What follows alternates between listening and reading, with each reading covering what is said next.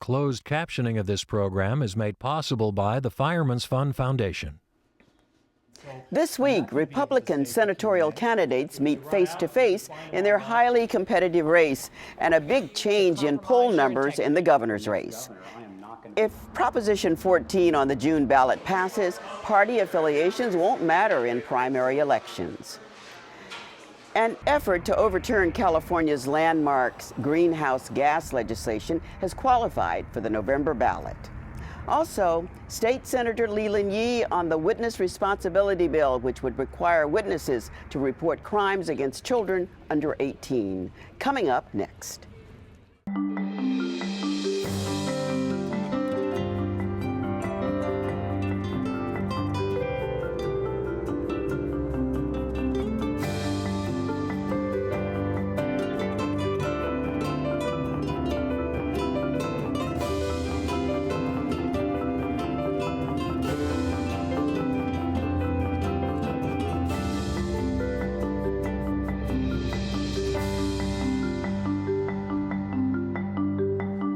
Good evening. I'm Belva Davis, and welcome to This Week in Northern California. Joining me on our news panel, Dan Borenstein, columnist and editorial writer with the Contra Costa Times on Proposition 14, and Paul Rogers, environment writer for the San Jose Mercury News on the measure to overturn AB 32. And Carla Marinucci, political reporter with the San Francisco Chronicle, with an election update.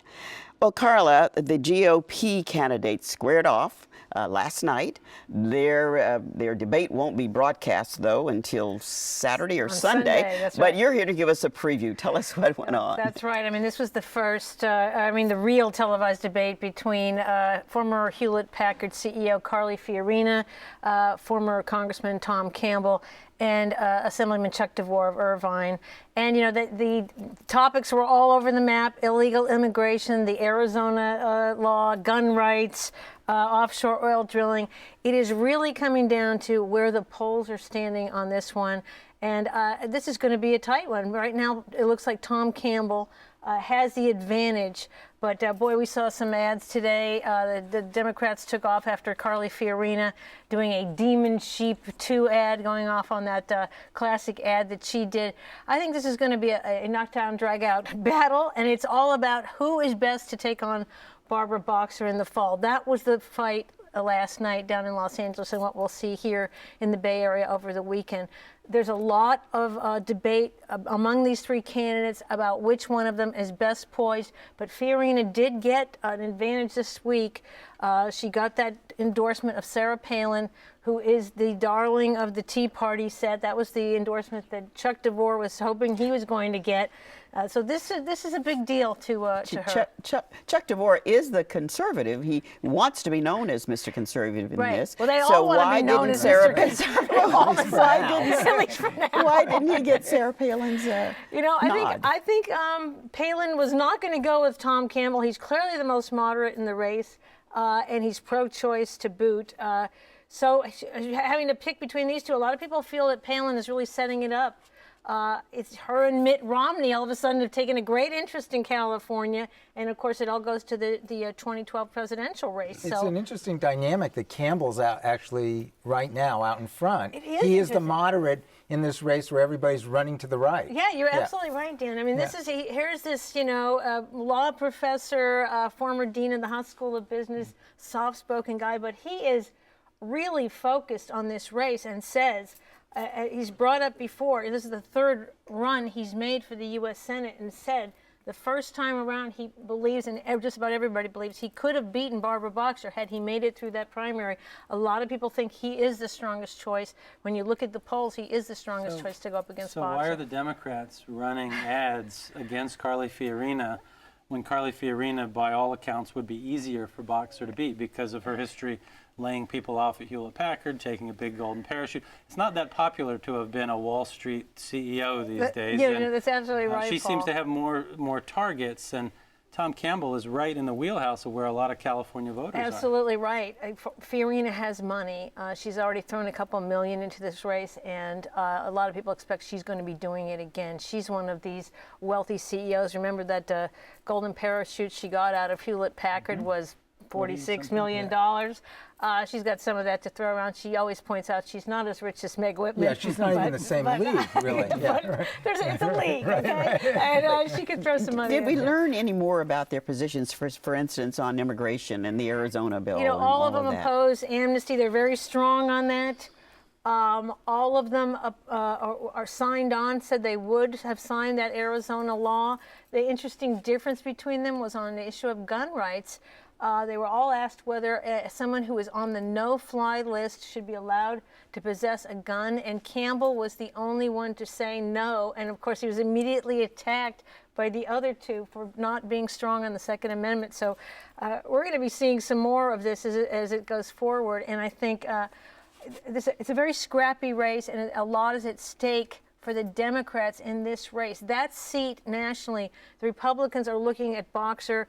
She has a target on her back nationally. They feel if they can get that seat, that is a critical seat to take back the Senate for the Republicans. So this one is going to matter to them a great deal. Do you think it's hurt Boxer not to have an opponent, not to be out there, you know, in the news and headlines? I think it always makes it for a better candidate in some ways, but we're seeing the same dynamic in the governor's race, where Jerry Brown is really out of the picture all of a sudden. I mean, he hasn't said much. He hasn't done. Statistically, candidates who don't have primary challengers do better because they don't have as many negative ads from their own this party. is exactly right, They're Paul. not You're right. bleeding their I money mean, out, the so. new polls are showing, for instance, in the governor's race, we will go to that. I mean, we're looking at this race where Meg Whitman, the former eBay CEO, is up against Steve Poizner, the state insurance commissioner, and her negatives have just shot through the roof. They're 2-to-1 negative now, and the latest polls show.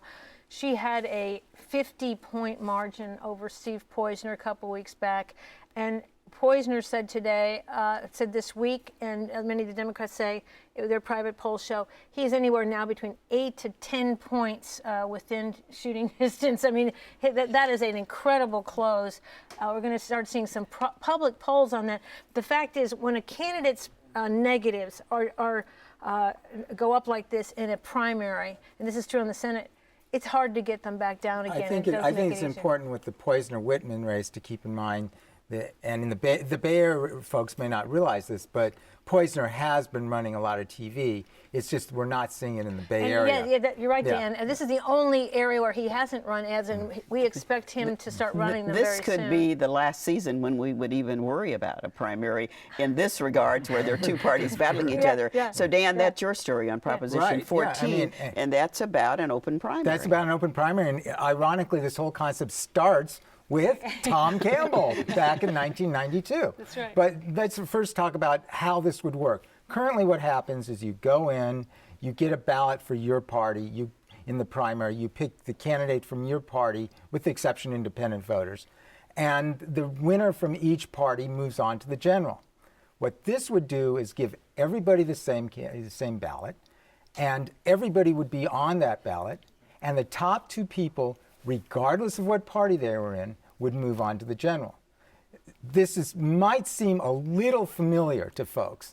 Because Californians have kind of seen this movie before. We've seen this movie several before. times. Yeah, we've seen this movie. We've been through it before. You go back to 1996 when we had a similar open primary measure on the ballot.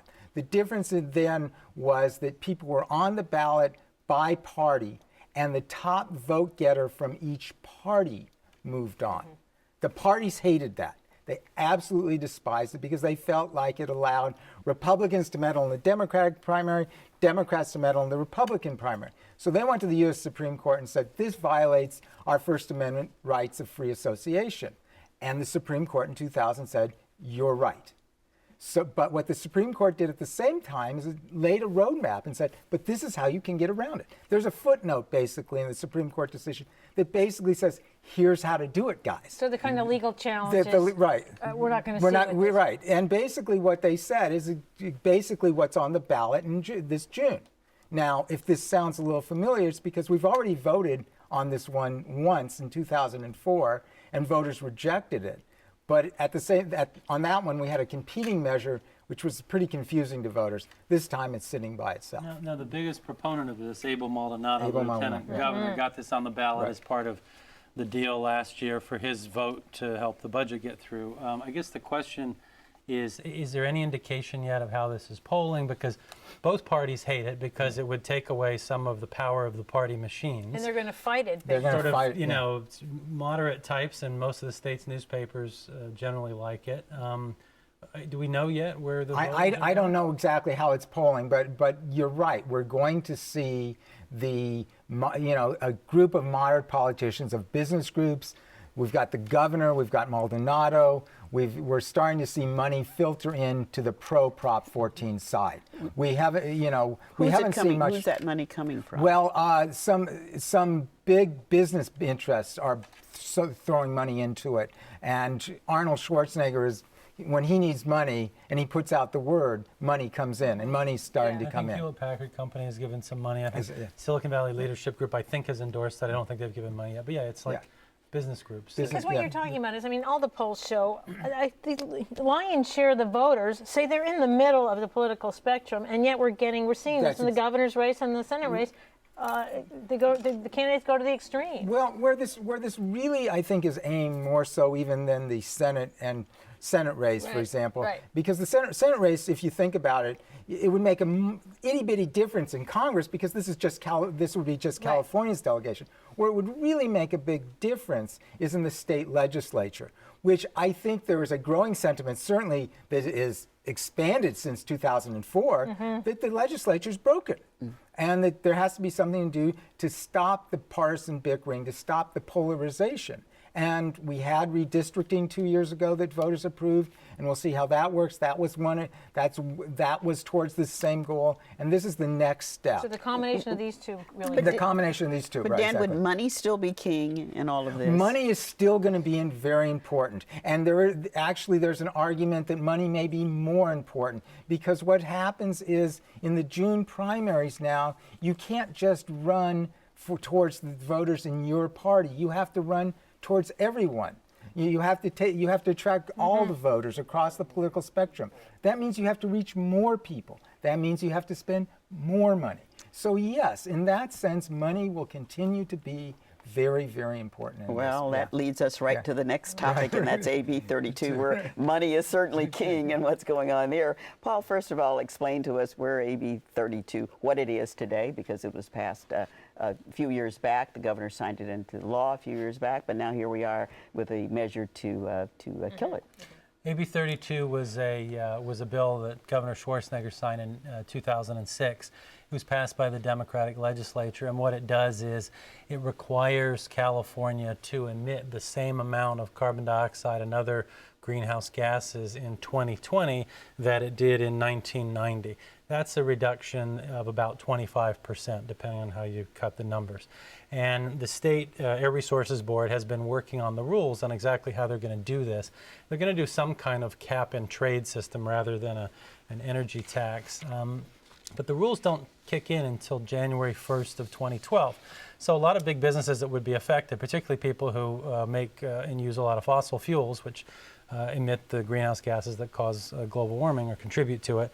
Oil companies, coal companies, they're very alarmed about this. And just like they tried to stop California's law that reduced greenhouse gas emissions from automobiles and ultimately failed, and President Obama copied that nationally, they're worried that the same thing's going to happen. And California, as it usually does, will be the first actor. The rest of the country will copy this, and there'll be mandatory limits for the first time on greenhouse gas emissions. So what they've done this week on Monday, the opponents of AB 32 turned in 800,000 signatures for a November ballot measure that would say AB 32 will be suspended if this passes until we get 4 quarters in a row of unemployment below 5.5% or below. Right now it's 12.6%. We've only had 3 years in the last 20 years where it's met that threshold. So you talk about gas emissions. The main emissions from this in this election are going to be the emissions from all the money that's going to be burned up in this campaign. The oil companies are going to put tens of millions of dollars, and the enviros, who never have any money, they are now getting Google, Applied Materials, all the Silicon Valley guys, the solar companies. They want to save AB 32 because they believe it doesn't cost jobs for them, that it keeps jobs and What's creates so jobs. interesting on this is the whole political shift, because when AB 32 was passed, this was hailed with huge ceremony as being such a landmark bill. A lot of public support. In fact, it still is a lot of public support. But yet they got twice as many signatures as needed, and the polls have shifted on this. Paul, how has that happened? There's two issues there. Anybody can get 800,000 signatures for anything if you pay the signature gatherers enough money. This side, there were all these stories about them going to Tea Party rallies and collecting signatures and paying $2 a signature or more to get the signatures. So I wouldn't judge that as a grade of anything. But you're right, support for doing something about climate change has dropped in this country. A big reason is because of the economy. We have the worst economy since the Great Depression. And when you talk about something that might raise your PG&E bill, it might raise the price of gasoline. It very well might. People are afraid to do that. And, I think this is the way that this is shaking down is I have this sort of belief that every political issue in America boils down to Texas versus California. And you're either with Texas or you're with California. It could be stem cells, it could be abortion, it could be anything. It's always Texas against California. But this is also going to be about Texas jobs. Against California. It's going to be about jobs, right? And aren't there competing studies here that show, Absolutely. yes, we're going to lose millions of jobs, or no, we're not? There are some studies that say this will cost a lot of jobs, some that say not too many. The state legislative analyst, which is kind of a middle-of-the-road referee, says it may cost a few, but nobody really knows at this point because although there's lots of money flowing into solar and wind and computer software that turns off the lights in the building when you go home, all those kind of things, we don't have all the rules written yet, so we can't really game it out that well. Paul, how much difference does assuming this were to make it, this is going to make it on the ballot. Yes. Assuming it's approved, how much difference would it really make? Well, it's a great question because California has a lot of other climate change laws, like the one affecting automobiles or a low carbon fuel standard, those kind of things. Those aren't going to go away. We wouldn't have a cap and trade system. And interestingly, the U.S. Senate is about ready to debate a bill that looks just like California's. Lindsey Graham was one of the co-sponsors, a Republican from South Carolina. He pulled out last week because he was mad about some of the immigration stuff that was going on. But the U.S. Senate is going to debate this. The House has already passed a bill very similar to California's. So this issue isn't going away.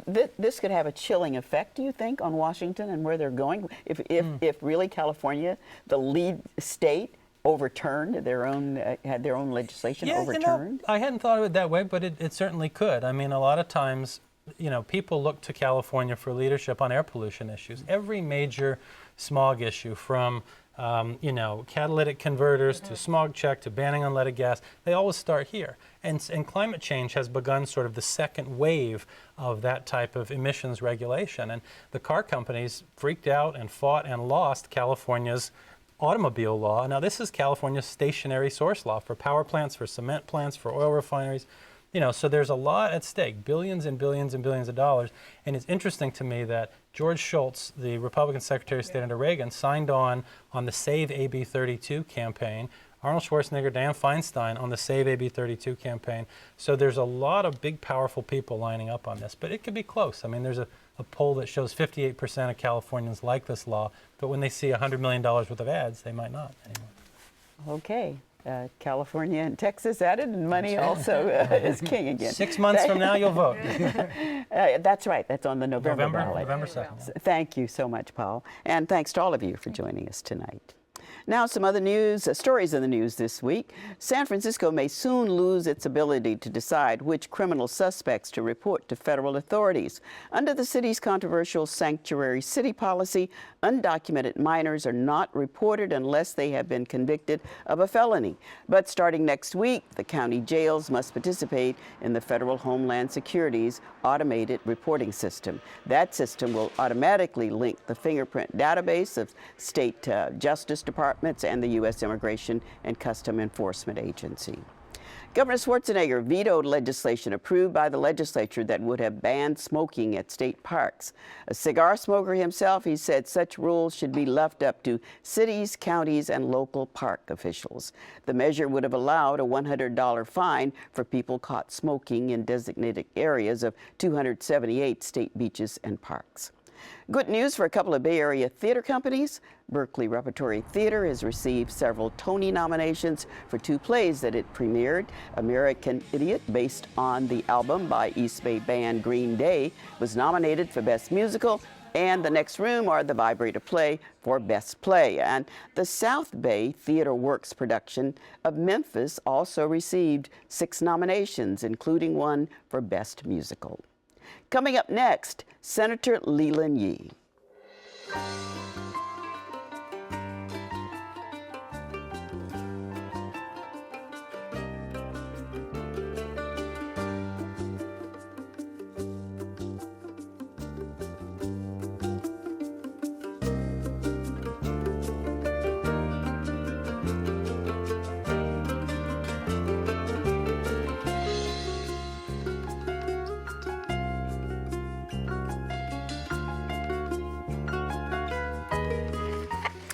Last year's brutal gang rape of a Richmond high school student outside of a homecoming dance shocked the nation. A bill approved by the California Senate would require witnesses of violent crimes against youth under the age of 18 to report it to authorities. Here to talk about the details of the Witness Responsibility Bill is its author, State Senator Leland. Welcome, first of all, to the program. Explain to us, Senator, what is the Witness Bill, the Witness Bill? Well, what this bill would do is to require that any individual who witnessed the attack on an individual under 18 would need to then report. Currently, state law requires the reporting of a victim that's 14 and under. But when you think about it, individuals under 18 are still considered minors. And I think that our society, this state, all of us feel an obligation, a special obligation to our children. And that's what this bill will do. How did you get involved into this? Well, as a father of four, as a child psychologist, you know, I've really focused my public life towards improving the life of our children. And so when I saw and heard this horrific situation where a young girl was assaulted, raped, and no one did anything, my heart just went out to her. My heart went out to the community. And so the community and I had a number of dialogues about that. And one of the things we came up with was, why don't we find a way to protect those children? And so that's what this bill does, and that's how it came about. And what would be the penalties involved if one was found guilty of not reporting it? Well, it's considered misdemeanor. So because of that, there are certain consequences befallen an individual who basically commits that particular offense. But we're really more trying to get the word out that all of us have a responsibility to our children. We are, in fact, in a society that looks after our children, and that's the kind of message that we want to get out, that if, in fact, you witness a crime, an assault against a child, you ought to be participating and helping that particular child. And one of the things you can do is to report that crime.